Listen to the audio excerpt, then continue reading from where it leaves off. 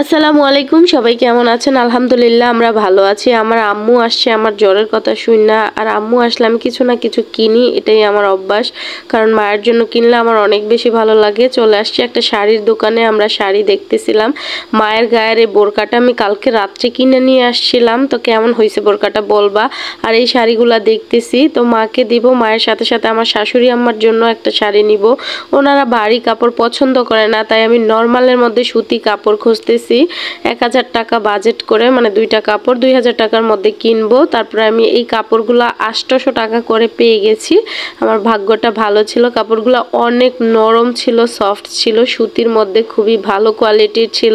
তো 2টা কাপড় আমি চুজ করে নিছি। তারপরে আমার খালাম্মা আছে একজন মুরব্বী, ভাবলাম ওনার জন্য একটা কাপড় নিয়ে নেই। তারপরে 3টা কাপড় আমি এখানে নিয়ে নিলাম।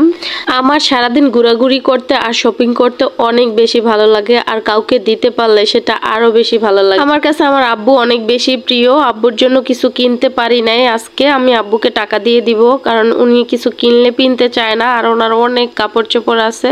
কিন্তু আম্মু যেটাই দিব সেটাই পিনবে। আম্মু আমাদের পছন্দের কাপড় চোপড় পিনবে। একটা জুতার দোকানে চলে আসলাম, ভাবলাম নর্মাল কোনো ভালো জুতা পাইলে কিনে নিবো, কিন্তু এইখানে আইসা আমার একটা জুতাও পছন্দ হয় নাই। সুরভের জন্য নিতে চাইছিলাম। জোরে বলো।